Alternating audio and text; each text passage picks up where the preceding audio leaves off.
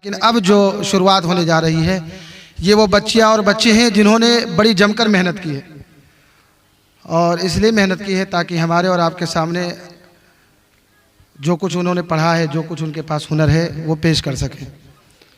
मैं उम्मीद करता हूं कि इंशाअल्लाह आप सुनेंगे, आपका दिल बड़ा खुश होगा, और इस बात की भी उम्मीद करता हूं कि जिस मकसद के तहत इन बच्चों को पेश किया जा रहा है, बच्चियों को पेश किया जा रहा है, इंशाअल्लाह अल्लाह तबारक व तआला उस मकसद को इंशाअल्लाह पूरा भी फरमाएगा इंशाअल्लाह। तो अब इस महफिल को आगे बढ़ाते हुए मैं आप लोगों के सामने मदऊ करूँगा तस्मिया अनवार अहमद, तस्मिया अनवार अहमद सिद्दीकी। अल्हम्दुलिल्लाह इस बच्ची ने दुआए कुनूत ज़बानी और साथ ही साथ उसका तर्जमा यानी उसका माना आपके सामने बच्ची पेश करेगी, आप लोग उसे समाअत करें। अस्सलामु अलैकुम वरहमतुल्लाहि वबरकातुहू। दुआए कुनूत। अल्लाहुम्मा इन्ना नस्तईनुका व नस्तगफिरुका व नु'मिनु बिका व नतवक्कलु अलैका व नुस्नी अलैकल खैर व नशकुरुका व ला नकफुरुका व नखलउ व नतरुकु मन यफजुरुका। अल्लाहुम्मा इय्याका नअबुदु व लका नुसल्ली व नस्जुदु व इलैका नसअ व नाफिदु व नरजू रहमतका व नख्शा अज़ाबका इन्ना अज़ाबका बिलकुफ़ारी मुल्हिक। दुआ कुनूत का तर्जमा। ऐ अल्लाह, हम तुझसे मदद मांगते हैं और तुझसे माफ़ी मांगते हैं और तुझ पर ईमान लाते हैं और तुझ पर भरोसा करते हैं। हम तेरी अच्छी तारीफ करते हैं और तेरा शुक्र अदा करते हैं और तेरी नाशुक्री नहीं करते। जो तेरी नाफरमानी करे उससे मुकम्मल तौर पर दूरी इख्तियार करते हैं। ऐ अल्लाह, हम तेरी ही इबादत करते हैं और तेरे ही लिए नमाज पढ़ते हैं और तुझे ही सजदा करते हैं। हम तेरी रहमत के उम्मीदवार हैं और तेरे अज़ाब से डरते हैं। बेशक तेरा अज़ाब काफिरों को पहुंचने वाला है। अस्सलामु अलैकुम वरहमतुल्लाहि वबरकातुहू। वालेकुम अस्सलाम वरहमतुल्लाहि वबरकातुहू। सुभान अल्लाह, सुभान अल्लाह, अल्हम्दुलिल्लाह। अल्लाह ताला का शुक्र है, बड़े ही अच्छे अंदाज में, जिस अंदाज में पेश होना चाहिए, मेरे रब का बेपनाह फजल करम कि अल्हम्दुलिल्लाह उसी अंदाज में इस बच्ची ने पेश किया। अब मैं आपके सामने इस्लामी आदाब, हमें किस तरह खाना चाहिए, किस तरह पीना चाहिए, या हमें हमारे रहन सहन, हमारी ज़िंदगी किस तरह गुजरनी चाहिए, इस बात को आपके सामने पेश करने के लिए मैं दावत दूंगा रिदा फ़ातिमा तसव्वुर खान। ये इस्लामी आदाब आपके सामने बच्ची पेश करेगी। आपसे गुजारिश है कि आप लोग अदब व एहतराम के साथ सुने और सराहें।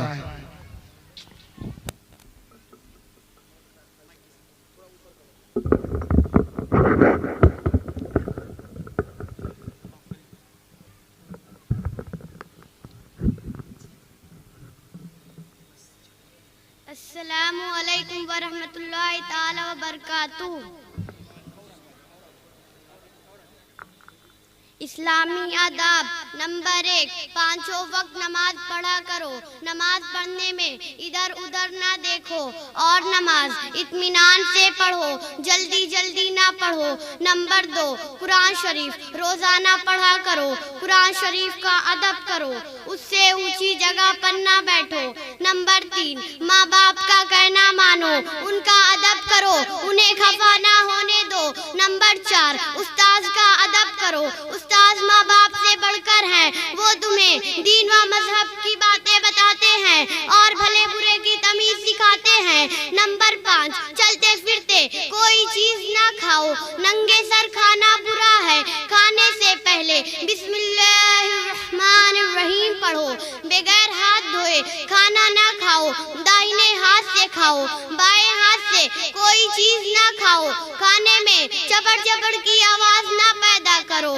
एक वक्त में दूध और मछली ना खाओ। खाने से फारिग होकर ये दुआ पढ़ो, अल्हम्दुलिल्लाहिल्लज़ी अतअमना व सक़ाना व कफ़ाना व जअलना मिनल मुस्लिमीन।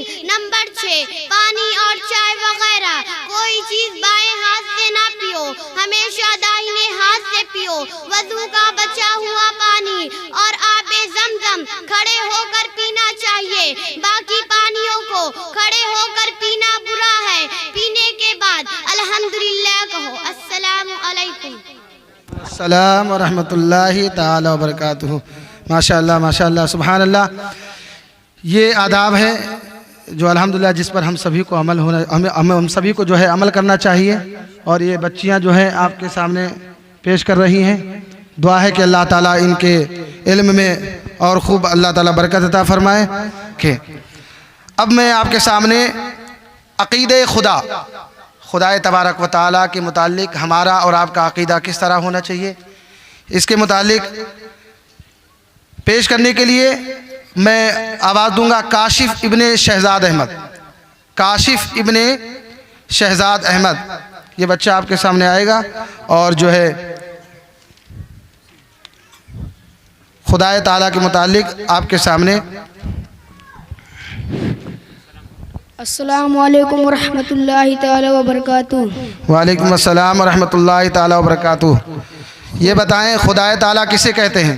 जवाब, खुदाए ताला वो है जिसने हमें पैदा किया, चांद और सूरज बनाया, जमीन आसमान और सारी दुनिया को पैदा फरमाया।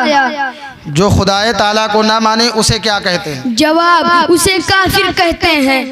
और जो खुदाए ताला के साथ और लोगों को भी इबादत के लायक समझे उसे क्या कहते हैं? जवाब, उसे काफिर और मुशरिक कहते हैं। काफिर और मुशरिक होने में क्या खराबी है? जवाब, काफिर और मुशरिक से अल्लाह ताला हमेशा नाराज रहता है और मरने के बाद उनको हमेशा जहन्नम की आग में रहना पड़ेगा।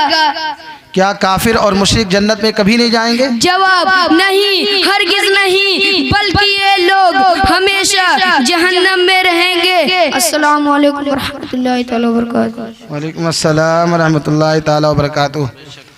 अल्हम्दुलिल्लाह, आपने सुना कि खुदा ताला के ताल्लुक़ से हमें अक़ीदा किस तरह रखना चाहिए। अब मैं आप लोगों के सामने कुरान मजीद के मुताल्लिक़ पेश करने के लिए मैं दावत दूंगा अरसलान इब्ने नसीम अहमद। अरसलान इब्ने नसीम अहमद ये कुरान मजीद के मुताल्लिक़ आपके सामने जो है पेश करेंगे। आप लोग समाअत करें।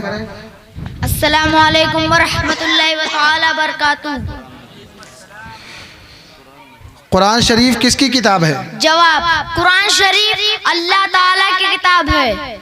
ये कैसे मालूम हुआ कि कुरान शरीफ अल्लाह ताला की किताब है? जवाब, कुरान शरीफ की तरह कोई किताब किसी से नहीं बन सकी जिससे मालूम हुआ कि वो खुदा ताला की किताब है।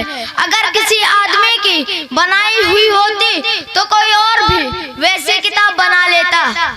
सुभान अल्लाह। कुरान मजीद किस पर नाजिल?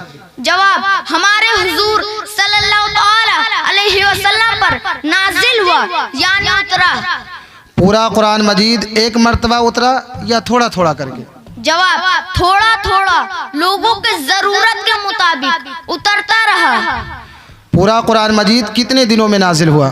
जवाब, 23 साल में। सुभान अल्लाह। कुरान मजीद कैसे नाजिल होता था? जवाब, हजरत जिब्रील अलैहिस्सलाम कुरान मजीद की सूरत या आयत लेकर आते और हुजूर के सामने पढ़ते, हुजूर उसे याद करके लोगों को सुनाते, लोग उसे याद कर लेते और किसी चीज पर लिख लेते। कुरान शरीफ में किस चीज़ का बयान है?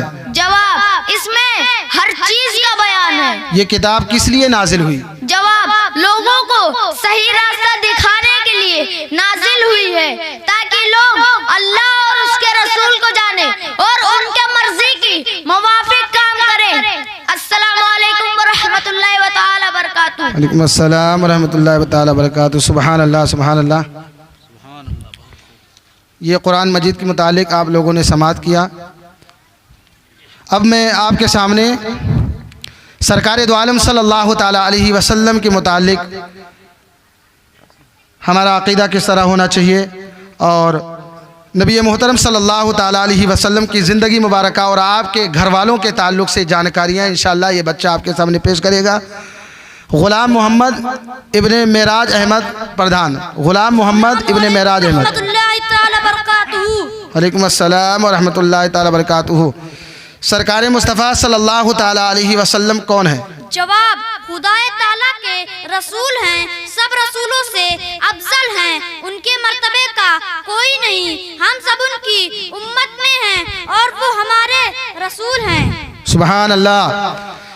हमारे रसूल सरकार मुस्तफ़ा सल्लल्लाहु ताला अलैहि वसल्लम कहाँ पैदा हुए? जवाब, मक्का शरीफ में पैदा हुए, जो मुल्क अरब का एक शहर है। सुभान अल्लाह। हुजूर नबी मोहतरम सल्लल्लाहु ताला अलैहि वसल्लम किस तारीख में पैदा हुए? जवाब, 12 रबीउल शरीफ मुताबिक 20 अप्रैल सन 571 ईस्वी में पैदा हुए। सुभान अल्लाह। हुजूर के वालिद का नाम क्या है? जवाब, हुजूर के वालिद का नाम हजरते अब्दुल्ला था रज़ियल्लाहु ताला अन्हु। हुजूर की माँ का नाम क्या था? जवाब, हुजूर की माँ का नाम हजरते आमिना था रज़ियल्लाहु ताला अन्हा। हुजूर के दादा और नाना का नाम क्या था? जवाब, हुजूर के दादा का नाम हजरते अब्दुल मुत्तलिब था और नाना का नाम वहाब था। सुभान अल्लाह। हमारे रसूल कितने बरस जिंदा रहे? जवाब, हमारे रसूल इंतकाल के बाद खुदाए ताला की कुदरत से अपने मज़ार शरीफ में अब भी जिंदा हैं। ज़ाहिरी जिंदगी आपकी 63 वर्ष की हुई, 53 वर्ष की उम्र तक मक्का शरीफ में रहे, 10 साल मदीना तैयबा में रहे। सुभान अल्लाह। हुजूर ने किस तारीख में वफात पाई? जवाब, जून 12 रबीउल शरीफ मुताबिक 20 अप्रैल सन 11 हिजरी में वफात पाई। इंतकाल के दिन अंग्रेजी तारीख क्या थी? जवाब, जून सन 632 ईस्वी की 12 तारीख थी। हुजूर का मज़ार मुबारक कहाँ है? जवाब, हुजूर का मज़ार मुबारक मदीना शरीफ में है, जो मक्का मुअज़्ज़मा से तकरीबन 320 किलोमीटर उत्तर है। अस्सलामु अलैकुम रहमतुल्लाहि ताला बरकातुहू। वालेकुम अस्सलाम रहमतुल्लाहि ताला बरकातुहू। सुभान अल्लाह, सुभान अल्लाह। ये वो जानकारियाँ हैं कि अगर आप ये इतनी महफिल के अंदर इतने सारे लोग बैठे हुए हैं, मैं समझता हूँ कि अगर इनमें से लोगों से अगर जानकारी ली जाए, पूछा जाए कि अपने नबी के बारे में आप जानकारी दें, तो जहाँ तक मेरा ख़्याल है बहुत कम ही लोग जो पढ़े लिखे हों उनको अगर छोड़ दिया जाए तो बहुत कम ही लोग, और पढ़े लिखे लोग जो हमारे जैसे लोग हैं, अगर हम लोगों से पूछेंगे तो हम वो तारीख़ नहीं बता पाएंगे जो अंग्रेज़ी तारीख़ है। उसके लिए किताब देखना पड़ेगा जिसमें ये बच्चा फंसा है। तो वो अंग्रेज़ी तारीख़ थी जिसके अंदर कहीं ना कहीं ज़बान फंस जाती है। और अल्हम्दुलिल्लाह हमारे उलमाए जो हैं उन्होंने बड़ी मेहनत की और किताबों के अंदर ये चीज़ें भी जो है दर्ज कर दी, और अल्हम्दुलिल्लाह बच्चे भी पढ़ रहे हैं और जवान भी उसको हासिल कर रहे हैं। तो कोई बड़ी बात नहीं है, वो ऐसी तारीख़ थी जो बड़े बड़ों को याद नहीं रहती और बच्चा भूलेगा, कोई बात नहीं। अल्हम्दुलिल्लाह बड़े ही अच्छे अंदाज में जो है ये बातें पेश की। अल्लाह ताला हम सबको सुनने के साथ साथ अमल करने की भी अल्लाह तौफीक दे, और इस बच्चे के इल्म में, उम्र में और इसके वालिदैन की उम्र में अल्लाह तबारक व तआला खूब बरकत अता फरमाए। अब मैं आपके सामने अज़ान के मुतालिक पेश करने के लिए आवाज़ दूंगा हसन रज़ा इब्न मोहम्मद अली। ये अज़ान के ताल्लुक़ से बताएंगे और साथ ही साथ में अज़ान के बाद की दुआ भी सुनाएंगे आपको। कहाँ है? अस्सलामु अलैकुम रहमतुल्लाहि ताला बरकातुहू। वालेकुम अस्सलाम व रहमतुल्लाहि ताला बरकातुहू। ये बताएं कि नमाज से पहले जो आवाज़ दे करके लोगों को पुकारा जाता है उसे क्या कहते हैं? जवाब, उसे अजान कहते हैं। जी, अज़ान का तरीक़ा क्या है? जवाब, अजान का तरीका ये है कि वज़ू करने के बाद किसी ऊंचे जगह पर किबला रुख खड़ा हो और दोनों हाथ की कलमे की उंगलियों को दोनों कान में डालें, फिर बुलंद आवाज़ से अजान कहें। जी, फजर की अजान में फजर की अजान में हय्या अलल फलाह के बाद अस्सलातु खैरुम मिनन नौम 2 बार कहें। अजान मुकम्मल करने के बाद की दुआ क्या है? अल्लाहुम्मा रब्बा हाज़िहि दावति ताम्मा वस्सलातिल क़ाइमा आति सय्यिदना मुहम्मदनिल वसीलता वल फदीलता वद्दरजतर रफ़ीआ वबअसहु मक़ामम महमूदनिल लज़ी वअतहु वरज़ुक़ना शफ़ाअतहु यौमल क़ियामा इन्नका लतुख़लिफ़ुल मिआद। अस्सलामु अलैकुम व रहमतुल्लाहि तआला व बरकातुहू। वालेकुम अस्सलाम व रहमतुल्लाहि ताला व बरकातुहू। अब मैं आपके सामने वो मौजू पेश करना चाहता हूँ जो मौजू हमारे और आपके सबकी ज़िंदगी में बहुत अहम है। अल्लाह तबारक व तआला ने हम इंसानों को किस लिए पैदा फरमाया, हमारी तख्लीक की वजह क्या है, हमारे पैदा करने की वजह क्या है, इसको बताने के लिए मैं आपके सामने मदऊ करूँगा, पेश करूँगा रग़फ़ा बिनते मोहम्मद ज़फ़र को। इंसान किस लिए पैदा किया गया, ये बच्ची आपके सामने वो बातें पेश करेगी। इसमें कहाँ है? ये ऐसा देखिए और आगे हो जाओ। अस्सलामु अलैकुम व रहमतुल्लाहि व बरकातुहू। वालेकुम अस्सलाम व रहमतुल्लाहि ताला बरकातुहू। और थोड़ा आगे हो। ये बताएं इंसान दुनिया में किस लिए पैदा किया गया? जवाब, अल्लाह ताला की इबादत करने के लिए। मुसलमान अल्लाह ताला की इबादत कैसे करते हैं? जवाब, नमाज पढ़ते हैं, रोज़ा रखते हैं और मालदार माल की ज़कात निकालते हैं और हज करते हैं। इबादतों में सबसे अफजल इबादत कौन है? जवाब, सबसे अफजल इबादत नमाज है। सुबहान अल्लाह। नमाज क्या चीज़ है? जवाब, नमाज अल्लाह ताला की इबादत है जो एक खास तरीके से अदा की जाती है कि बंदा हाथ बांधकर किबला की तरफ खड़ा होता है, कुरान शरीफ पढ़ता है, खुदाए ताला के सामने झुक जाता है, पेशानी ज़मीन पर रख देता है, उसकी बड़ाई बयान करता है और हुजूर सल्लल्लाहु ताला अलैहि वसल्लम पर दुरूद व सलाम भेजता है। सुबहान अल्लाह। रात और दिन में कुल कितने वक्त की नमाज पढ़ी जाती है? जवाब, 5 वक्त की नमाज पढ़ी जाती है। इन 5 वक्तों की नमाजों के नाम क्या हैं? जवाब, फज्र, ज़ोहर, असर, मगरिब और इशा। अस्सलामु अलैकुम व रहमतुल्लाहि व बरकातुहू। वालेकुम अस्सलाम व रहमतुल्लाहि व बरकातुहू। सुबहान अल्लाह, सुबहान अल्लाह। ये है वजह वजूद इंसान, यानी अल्लाह ताला ने इंसान को इस दुनिया में क्यों भेजा? इसलिए ताकि हम उसकी इबादत करें और उसको राज़ी करें, उसकी रज़ा हासिल करें, उसकी खुशी हासिल करें। और खुशी किससे हासिल होगी? अल्लाह की इबादत से, नमाज से। हज़रात, अब जो है आप लोगों ने गुस्ल का बयान समाअत किया, अब इसके बाद वज़ू की बारी आती है। अब जब आपने अपने आप को पाक कर लिया तो अब वज़ू का नंबर आता है नमाज से पहले। तो उस वज़ू का तरीक़ा क्या है उसको जानने के लिए मैं आपके सामने पेश करूँगा अदनान रज़ा इब्न इमरान। ये बच्चा जो है आपके सामने वज़ू का तरीक़ा बयान करेगा, आप लोग समाअत फरमाएं।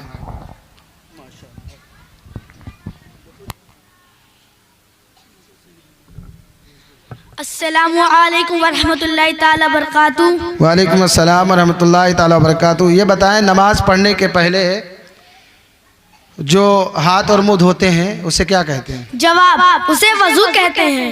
क्या बगैर वज़ू के नमाज नहीं हो सकती? जवाब, नहीं, हरगिज़ नहीं।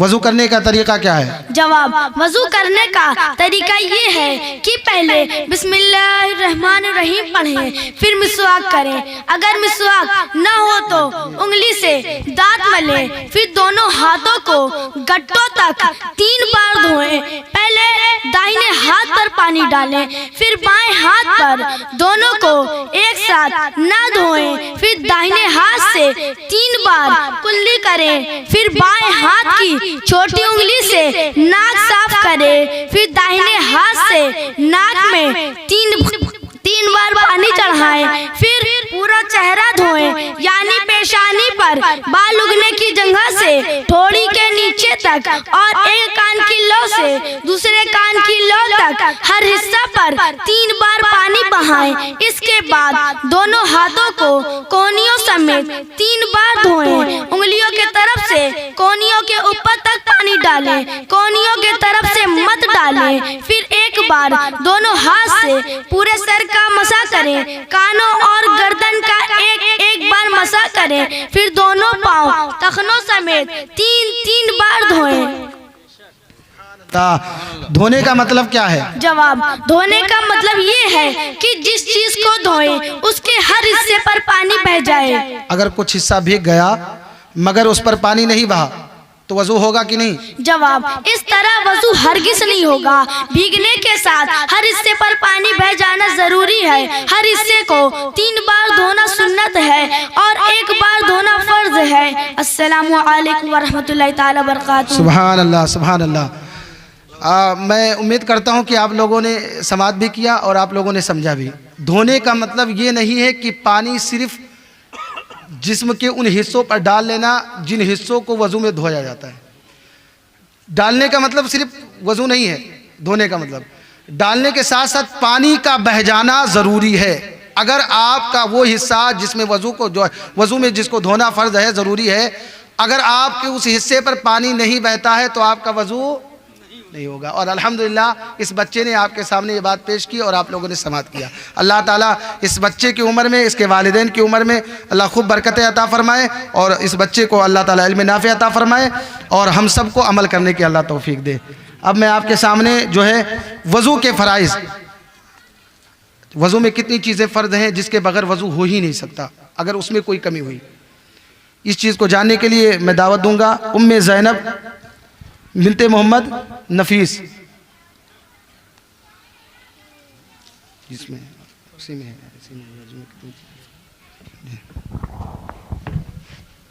अस्सलामु अलैकुम व रहमतुल्लाहि व बरकातुहू। वज़ू के फ़राइज़। वज़ू में कितनी चीज़ें फ़र्ज़ हैं?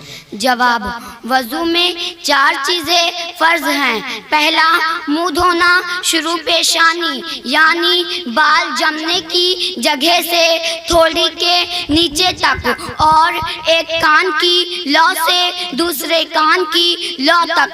इस तरह की ज़र्रा बराबर कोई हिस्सा पानी बहने से न रह जाए वरना वज़ू ना होगा। नंबर 2, कोहनियों समेत दोनों हाथ धोना।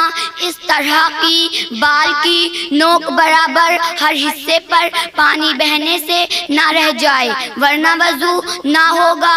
नंबर 3, चौथाई सर का मसा करना यानी भीगा हुआ हाथ सर पे फेर लेना। नंबर 4, दोनों पाँव टखनों समेत धोना। इस तरह की सुई की नोक बराबर हर हिस्से पर पानी बहने से ना रह जाए वरना वज़ू ना होगा। अस्सलामु अलैकुम व रहमतुल्लाहि व बरकातुहू। सुभान अल्लाह। ये 4 बातें फ़र्ज़ हैं जो आपने समाअत किया। फ़र्ज़ मतलब ये है कि अगर इसमें ज़र्रा बराबर भी कमी हुई तो आपका वज़ू होगा ही नहीं, और वज़ू नहीं होगा तो आप लाख नमाज़ पढ़ लें आपकी नमाज नहीं हो सकती है। वज़ू के लिए गुस्ल ज़रूरी है और नमाज के लिए वज़ू ज़रूरी है। सुभान अल्लाह। अब मैं आपके सामने नमाज के ताल्लुक़ से जो है शराइत नमाज की कितनी शर्तें हैं उसको पेश करने के लिए मैं आपके सामने दावत दूंगा हाफिज़ आसिफ रज़ा इब्ने मोहम्मद नईम उर्फ नम्मू। आसिफ रज़ा, ये बच्चा आपके सामने शराइत नमाज की कितनी शर्तें हैं और क्या क्या मसाइल हैं नमाज के पहले, क्या क्या ज़रूरी है, इंशाअल्लाह आप इस बच्चे से समाअत करेंगे। आपसे मैं गुजारिश करूँगा कि आप लोग ये सारी बातें बहुत ही ध्यान से सुने और सुनने के साथ साथ आप इसको अमल में लाने की भी कोशिश करें। अस्सलामु अलैकुम रहमतुल्लाहि ताला बरकातुहू।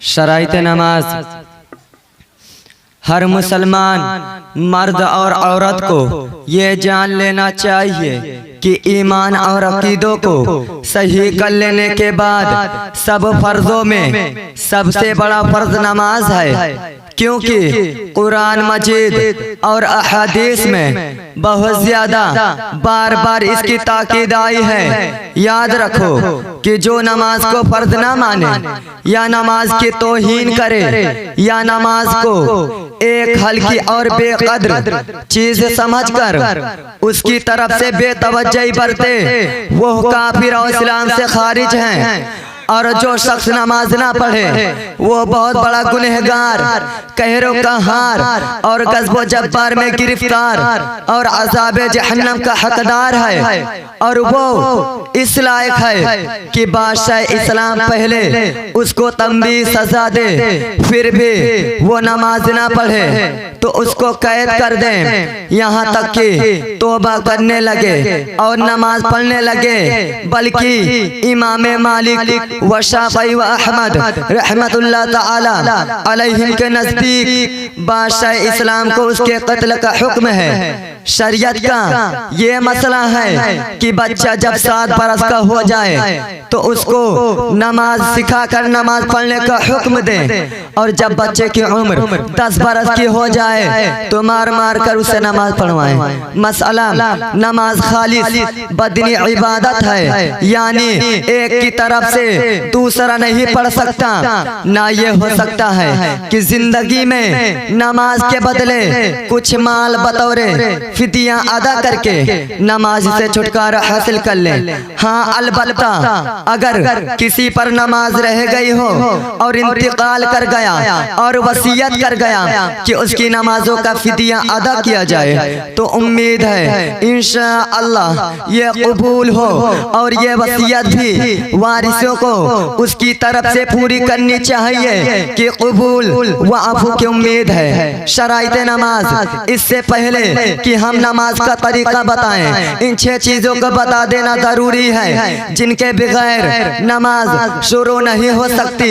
इन 6 चीज़ों को शराइत नमाज कहते हैं, और वो ये हैं: पहली पाकी, दूसरी शर्मगाह को छुपाना, तीसरी नमाज का वक्त, चौथी क़िबला की तरफ मुँह करना, पांचवी नियत करें, छठवीं तकबीरत तहरीमा।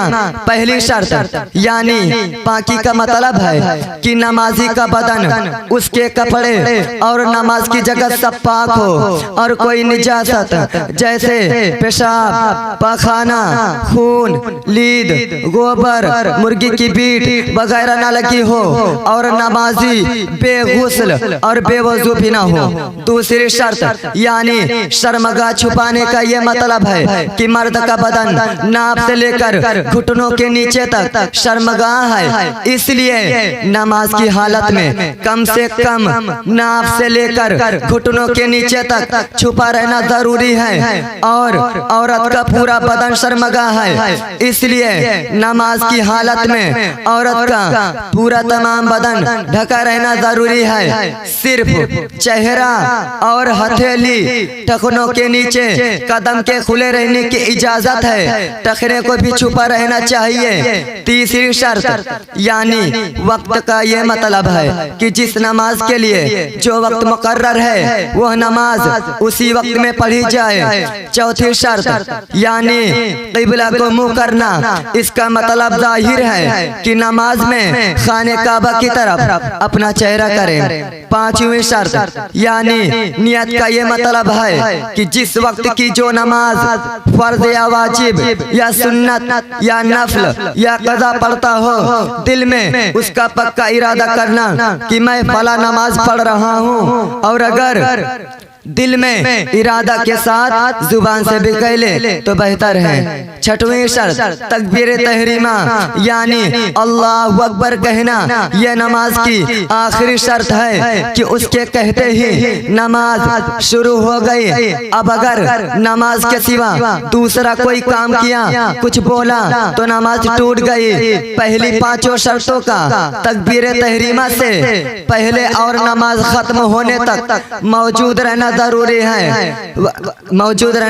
है, अगर एक शर्त भी ना पाई गई तो नमाज नहीं होगी। अस्सलामु अलैकुम व रहमतुल्लाहि तआला बरकातहू। सुभान अल्लाह, सुभान अल्लाह, सुभान अल्लाह। बहुत खूब, ये बहुत अहम बातें हैं, और ये सारी बातें जो बयान की गई नमाज से पहले, इन बातों का पाए जाना होना बेहद ज़रूरी है। इनमें से अगर कोई एक बात भी अगर ना पाई गई तो फिर नमाज शुरू ही नहीं हो सकती। नमाज होना तो दूर सी बात है, नमाज शुरू ही नहीं हो सकती है। तो नमाज शुरू करने से पहले इन तमाम बातों का हमारे साथ होना या इन बातों पर अमल करना बेहद ज़रूरी है। अल्लाह ताला इस बच्चे को इल्म नाफ़ी अता फ़रमाए, इसके और इसके वालिदैन की उम्र में अल्लाह ताला खूब बरकतें अता फ़रमाए।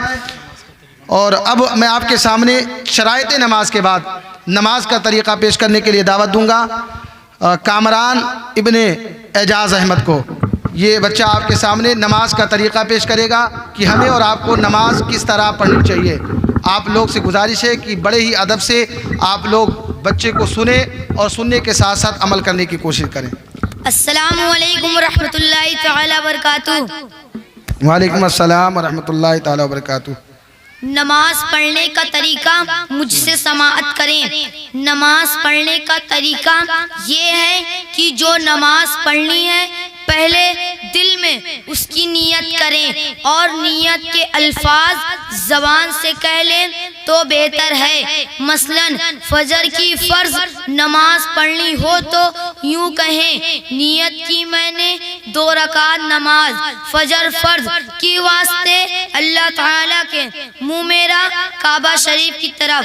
फिर दोनों हाथ कानों तक ले जाएं और अल्लाहु अकबर कहते हुए वापस लाएं और नाफ के नीचे बांध लें। दाहिना हाथ ऊपर रखें और बायां हाथ उसके नीचे रहे। फिर सना पढ़ें, सुब्हानका अल्लाहुम्मा व बिहम्दिका व तबारक अस्मुका व ताला जद्दुका व ला इलाहा गैरुक। फिर अऊज़ु बिल्लाहि मिनश शैतानिर रजीम। फिर तस्मिया पढ़ें, बिस्मिल्लाहिर रहमानिर रहीम। फिर सूरतुल फातिहा पढ़ें। सूरतुल फातिहा के आखिर में आहिस्ता आमीन कहें। फिर तस्मिया पढ़कर कोई सूरे पढ़ें, मसलन सूरतुल लहब। फिर अल्लाहु अकबर कहते हुए रुकू में जाएं, यानी झुककर घुटनों को हाथों से मजबूत पकड़ लें। फिर कम से कम 3 बार रुकू की तस्बीह पढ़ें, सुबहान रब्बिल अज़ीम। फिर तस्मिया कहते हुए सीधे खड़े हो जाएं, समी अल्लाहु लिमन हमीदा। फिर खड़े रहने की हालत में 1 बार तहमीद कहें, रब्बना लकल हम्द। फिर अल्लाहु अकबर कहते हुए सजदा में जाएं। इस तरह की पहले घुटने जमीन पर रखें, फिर हाथ, फिर दोनों हाथों के बीच में नाक, फिर पेशानी रखें और दोनों पाँव की सब उंगलियों के पेट जमीन पर जमाए रखें और कम से कम 3 बार सजदा की तस्बीह पढ़ें, सुबहान रब्बिल आला। फिर तकबीर यानी अल्लाहु अकबर कहते हुए उठें। दाहिना पाँव खड़ा रखें और बायां पाँव बिछाकर उस पर खूब सीधा बैठ जाएं। फिर इसी तरह दूसरा सजदा करें। अब 1 रकात पूरी हो गई। दूसरी रकात के लिए तकबीर यानी अल्लाहु अकबर कहते हुए उठें। इस रकात में सना और तौज़ ना पढ़ें, बल्कि सिर्फ तस्मिया पढ़ने के बाद सूरतुल फातिहा पढ़ें और तस्मिया पढ़कर कोई सूरे मिलाएं, मसलन सूरतुल इखलास। अब पहली रकात की तरह रुकू और सजदा करें। दूसरे सजदे से फारिग होकर बैठ जाएं। फिर तशहुद और दुरूद शरीफ पढ़ें, बिस्मिल्लाह ना पढ़ें। फिर दुआ मासूरा या कोई और दुआ पढ़ें। उसके बाद दाहिने कंधे की तरफ मुंह करके अस्सलामु अलैकुम व रहमतुल्लाह कहें और फिर बाएं तरफ इसी तरह कहें। 2 रकात पूरी हो गई। अब हाथ उठाकर कोई दुआ पढ़ें। इस दुआ से फारिग होकर दोनों हाथ मुंह पर फैल लें। अस्सलामु अलैकुम व रहमतुल्लाहि तआला बरकातुहू। वालेकुम अस्सलाम व रहमतुल्लाहि तआला बरकातुहू। सुभान अल्लाह, सुभान अल्लाह। यह है नमाज का तरीक़ा। नमाज का तरीक़ा जो हम सबको जो है मालूम होना जिसका ज़रूरी है, जो बच्चे ने सुनाया, अल्लाह ताला इस बच्चे के इल्म में और इसके उम्र में और साथ ही साथ में इसके वालिदैन के उम्र में अल्लाह ताला बरकतें अता फ़रमाए। अब मैं औरतों की नमाज किस तरह होनी चाहिए, ये आप लोगों ने जो समाअत किया, ये मर्द हजरात किस तरह नमाज़ पढ़ें, लेकिन औरतें किस तरह नमाज़ पढ़ें उसको समाअत का जो है उसको सुनाने के लिए मैं आपके सामने मदऊ करूँगा।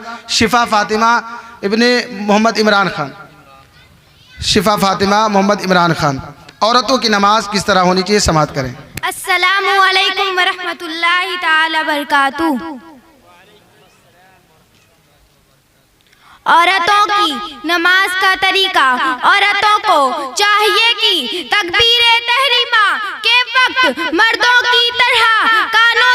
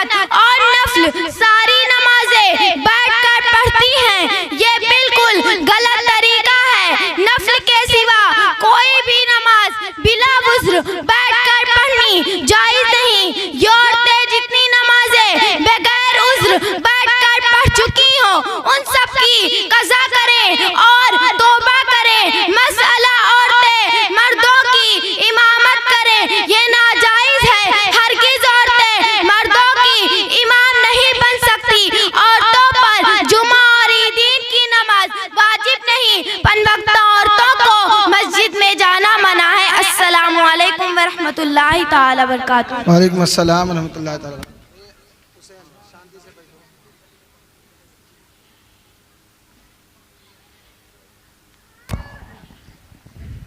हज़रात, अभी आप लोगों ने समाअत किया कि मर्दों की नमाज़ किस तरह होनी चाहिए और औरतों की नमाज़ किस तरह होनी चाहिए। मैं उम्मीद करता हूं कि आप लोग को फ़र्क भी मालूम हो गया होगा कि औरतों की नमाज़ में और मर्दों की नमाज़ में फ़र्क क्या है। हज़रात, अब जबकि आपने नमाज के ताल्लुक़ से समाअत कर लिया तो तादाद रकात और कितनी नमाज़ें हैं, नियत किस तरह करनी चाहिए, ये बताने के लिए मैं दावत दूंगा फलक नूर मोहम्मद ख़ान को। ये बच्ची आपको ये बताएगी कि कितनी नमाज़ें हैं और कितनी नमाज़ों में कितनी रकातें हैं। इसमें अस्सलाम वालेकुम व रहमतुल्लाहि ताला बरकातुहू। वालेकुम अस्सलाम व रहमतुल्लाहि ताला बरकातुहू।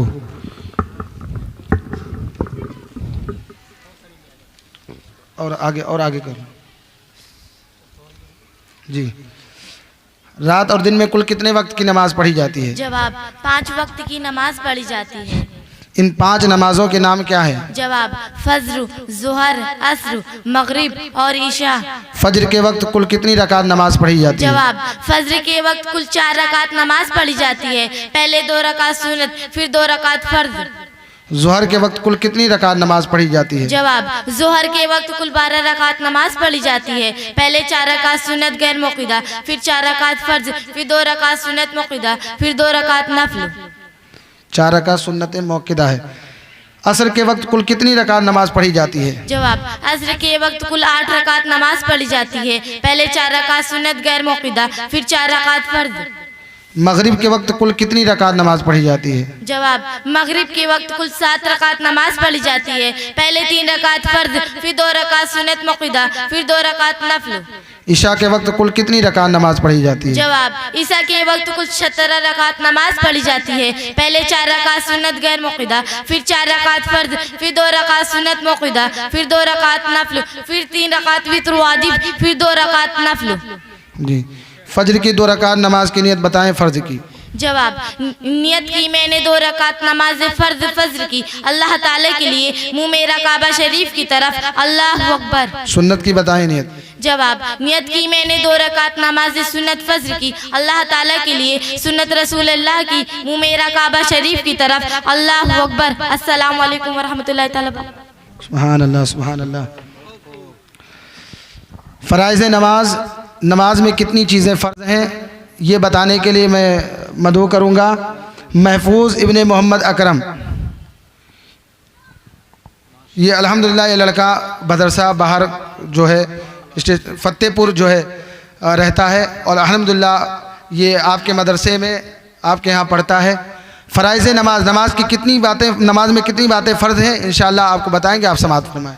अस्सलामु अलैकुम व रहमतुल्लाहि तआला व बरकातुहू। फ़राइज़ नमाज 7 चीज़ें नमाज में फ़र्ज़ है कि अगर उनमें से किसी एक को भी छोड़ दिया तो नमाज होगी ही नहीं। नंबर 1 तकबीर तहरीमा, नंबर 2 क़याम, नंबर 3 क़िरात, नंबर 4 रुकू, नंबर 5 सुजूद, नंबर 6 क़ादा आखिरा, नंबर 7 कोई काम करके मसलन सलाम या कलाम करके नमाज से निकलना। तकबीर तहरीमा का ये मतलब है कि अल्लाहु अकबर कहकर नमाज को शुरू करना। नमाज में बहुत मर्तबा अल्लाहु अकबर कहा जाता है, मगर शुरू नमाज में पहली मर्तबा जो अल्लाहु अकबर कहते हैं उसका नाम तकबीर तहरीमा है। ये फ़र्ज़ है, इसको अगर छोड़ दिया तो नमाज होगी ही नहीं। क़याम फ़र्ज़ होने का ये मतलब है कि खड़े होकर नमाज पढ़ना ज़रूरी है। तो अगर किसी मर्द या औरत ने बग़ैर उज़्र के बैठकर नमाज पढ़ी तो उसकी नमाज होगी ही नहीं। हाँ, नफल नमाज को बिला उज़्र बैठकर पढ़े तो ये जायज़ है। क़िरात फ़र्ज़ होने का ये मतलब है कि फ़र्ज़ की 2 रकातों में वित्र व नफल और सुन्नतों की हर रकातों में कुरान शरीफ पढ़ना ज़रूरी है। तो अगर किसी ने इन रकातों में कुरान शरीफ नहीं पढ़ा तो उसकी नमाज अदा न हुई। रुकू का अदना दर्जा ये है कि हाथ बढ़ाए तो घुटनों तक पहुंच जाए, और पूरा रुकू ये है कि इतना झुके कि पीठ सीधे बिछा दे। सजदा की हकीकत ये है कि माथा जमीन पर जमा हो और कम से कम पाँव की एक उंगली का पेट सजदा में जमीन से लगा हो। तो अगर किसी ने इस तरह किया कि दोनों पाँव जमीन से उठे रहे या सिर्फ उंगली की नोक जमीन से लगी रहे तो नमाज न होगी। एक उंगली के पेट का सजदा में जमीन से लगना फर्ज है, और दोनों पाँव की 3-3 उंगली का पेट सजदा में जमीन से लगना वाजिब है, और दोनों पाँव की 10 उंगली का पेट सजदा में जमीन से लगा होना सुन्नत है। नमाजों की रकातों को पूरी कर लेने के बाद पूरी अत्तहियात पढ़ने की मिकदार बैठना फर्ज है, और उसका नाम कादे अखीरा है। कादे अखीरा के बाद अपने कस्द वो इरादा और किसी अमल से नमाज को खत्म कर देना, सलाम से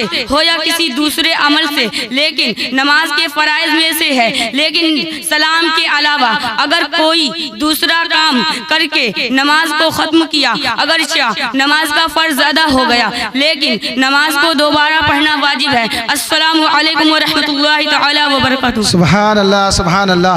इतनी अहम बातें कि इसके मुतालिक मुझसे इतने मर्तबा कहा गया है कि आप अपने नमाजियों पर जो आपके यहाँ आते हैं आप ध्यान दें, तवज्जो दें। बहुत सारे लोग ऐसे हैं कि नमाज की हालत में जब वो सजदे में जाते हैं दोनों पाँव उड़ जाता है, हवा में चला जाता है। और कितनी अहम बात बताई कि अगर आप सजदे की हालत में आपके कदमों की जो उंगलियां हैं उनके पेट, नोक नहीं पेट, ये पेट, अगर पेट न लगे, एक उंगली के पेट का लगना क्या है, फर्ज है, और 3 का लगना वाजिब है, 10 का लगना सुन्नत है। अब अगर एक भी ना लगे इसका मतलब ये है कि आपसे फर्ज छूट गए और आपकी नमाज होगी ही नहीं।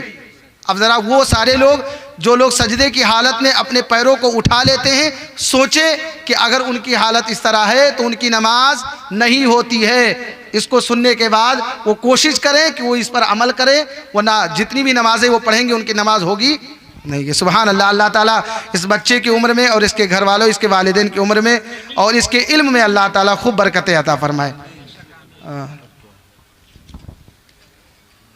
अल्हम्दुलिल्लाह, आप लोग बड़े ही अच्छे अंदाज में समाअत कर रहे हैं।